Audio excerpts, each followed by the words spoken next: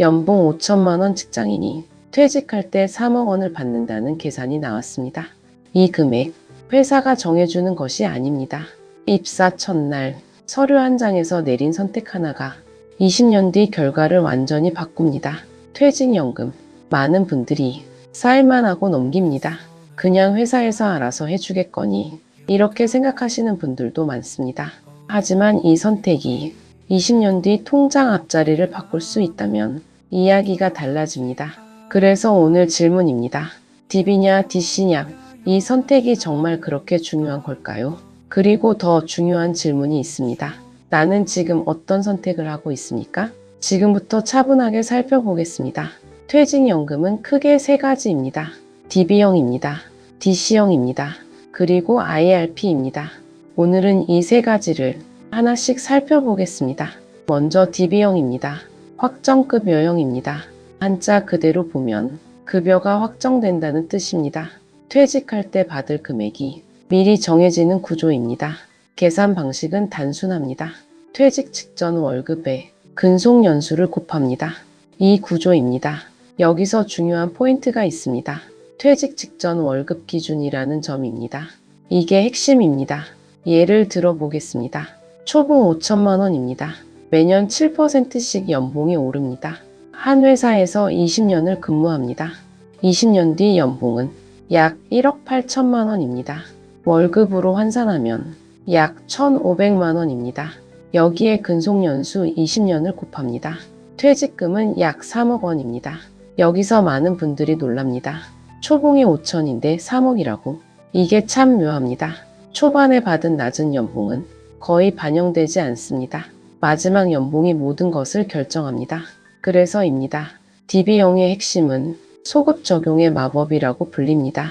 입사 초기의 낮은 월급은 무시되고 가장 몸값이 높은 퇴직 시점의 월급으로 수십 년치 보상을 한꺼번에 받는 구조입니다. 이 지점입니다. 연봉이 많이 오르는 직장에서 오래 근무하는 직장인이라면 DB형이 유리합니다. 그렇다면 어떤 직장이 여기에 해당될까요? 한국경영자총협회 자료를 보면 지난해 대기업 연봉 인상률은 3.9%를 기록했습니다. 성과급을 포함한 특별급여는 1,843만 원으로 역대 최고치를 경신했습니다. 대기업이나 공공기관에서 정년까지 버틸 수 있다면 DB형이 단연 유리하다는 분석이 나오는 이유입니다. 투자의 리스크는 회사가 전적으로 지고 근로자는 연봉 상승의 과실만 확정적으로 가져가는 전략입니다. 그렇다면 DC형은 무엇이 다를까요? 확정기여형입니다. 회사가 매년 연봉의 12분의 1을 내 계좌에 넣어줍니다. 그리고 중요한 점이 있습니다. 이 돈을 내가 직접 운용합니다. 수익이 나면 늘어납니다. 손실이 나면 줄어듭니다. 여기서 결과가 갈립니다. 실제 사례를 보겠습니다. 연봉 3천만 원입니다. 연봉 상승률은 매년 3%입니다. 20년을 근무한다고 가정합니다. DB형으로 받으면 약 8,760만 원입니다. 그런데 같은 조건으로 DC형을 선택했다면 어떻게 될까요? 고용노동부가 발표한 2023년 DC형 평균 수익률은 연 5.79%입니다. 이 수익률 기준으로 계산하면 20년 뒤 손에 쥐는 퇴직금은 약 1억 1,700만 원까지 불어납니다. DB형보다 약 3천만 원을 더 받습니다. 이 지점입니다. 수익률이 결과를 바꿉니다. 그래서 DC형은 이런 분들에게 유리하다는 분석이 나옵니다. 이직이 잦은 경우입니다. 연봉 상승이 낮은 경우입니다. 직접 투자가 가능한 경우입니다. 여기서 이런 질문이 나옵니다. 그럼 DC형이 항상 더 좋은 것 아닌가? 여기서 헷갈린 분들 많습니다. 반대로 이런 위험도 있습니다. 수익이 나지 않으면 오히려 DB보다 적어질 수 있습니다. 수익률이 0%라면 20년 뒤 약 6,717만 원 수준입니다. DB보다 약 2천만 원 이상 손해입니다. 그래서입니다. DC형은 기회와 리스크가 함께 있습니다. 여기서 한 가지 더 중요한 이야기가 있습니다.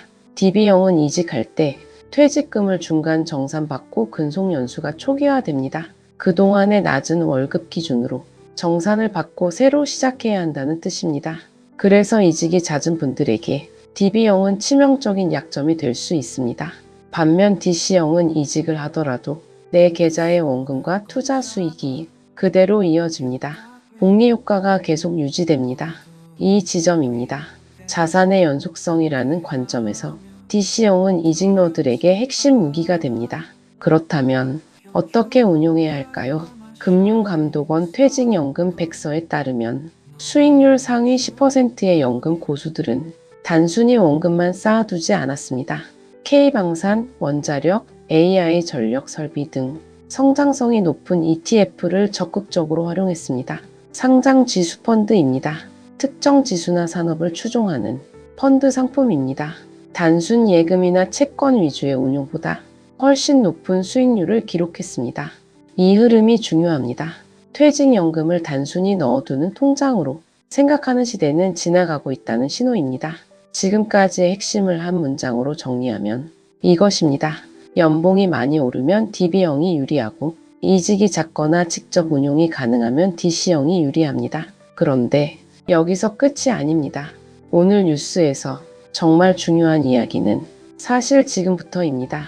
많은 사람들이 이 뉴스를 이렇게 해석합니다. 어떤 상품이 더 수익이 높은가? 맞는 질문입니다. 하지만 문제는 이게 아닙니다.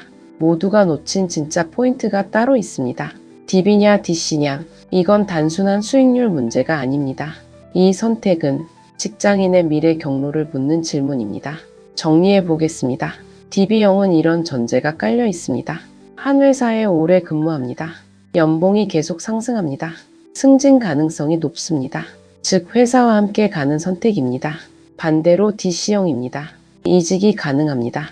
경력을 스스로 만들어 갑니다. 수익은 내가 책임집니다. 즉 내가 직접 책임지는 선택입니다. 이게 핵심입니다. 퇴직연금은 투자 상품이 아니라 삶의 방향 선택입니다. 그래서입니다. 요즘 DC형 비중이 계속 늘어나고 있습니다.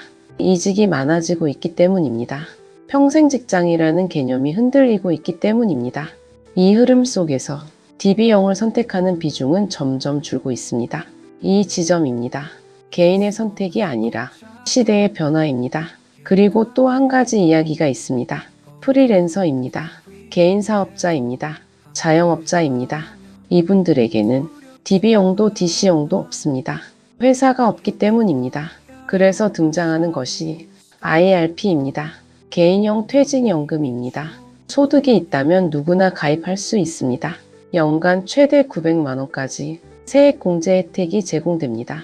이건 선택이 아닙니다. 프리랜서와 자영업자에게는 유일한 노후 자립 수단입니다. 이 지점입니다. 퇴직연금이라는 단어가 정규직 직장인만의 이야기가 아니라는 뜻입니다. 일하는 방식이 바뀌면서 노후 준비 방식도 바뀌고 있습니다. 그래서입니다. 이번 뉴스의 핵심은 단순한 퇴직금 계산이 아닙니다. 나는 어떤 방식으로 일하고 있는가? 그 방식에 맞는 노후 준비를 하고 있는가? 이 질문을 다시 던지게 만드는 뉴스입니다. 지금까지 흐름을 한 문장으로 정리해 보겠습니다. 퇴직연금은 돈의 문제가 아니라 삶의 방식의 문제입니다.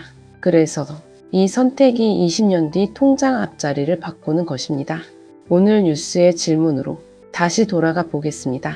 연봉 5천만 원 직장인이 왜 퇴직금으로 3억 원을 받을 수 있었을까요? 정답은 단순합니다. 한 회사에서 오래 근무했습니다. 연봉이 꾸준히 올랐습니다. 그리고 DB형이라는 선택을 했습니다. 하지만 모든 직장인이 이 조건을 갖추고 있지는 않습니다. 이직을 자주 하는 분도 있습니다. 연봉이 천천히 오르는 분도 있습니다. 프리랜서로 일하는 분도 있습니다. 그래서입니다. 정답은 하나가 아닙니다. 내 상황에 맞는 선택이 최선의 선택입니다. 이 뉴스는 누군가의 성공 사례가 아니라 각자의 선택을 다시 점검하게 만드는 이야기입니다. 그래서 오늘 뉴스를 보신 분들께 하나만 여쭤보겠습니다. 여러분은 지금 DB형에 가까운 삶을 살고 계십니까? 아니면 DC형에 가까운 삶을 살고 계십니까? 그 답이 나왔다면 지금 내 퇴직연금 선택이 그 방향과 일치하는지 한 번쯤 확인해 보시는 것도 좋겠습니다. 다음 영상에서는 IRP와 ETF를 활용한 실제 연금 운용 흐름을 조금 더 구체적으로 살펴보겠습니다. 구독과 좋아요는 한 번 더 생각해 보게 만드는 힘이 됩니다. 오늘도 행복한 하루 되세요. 감사합니다.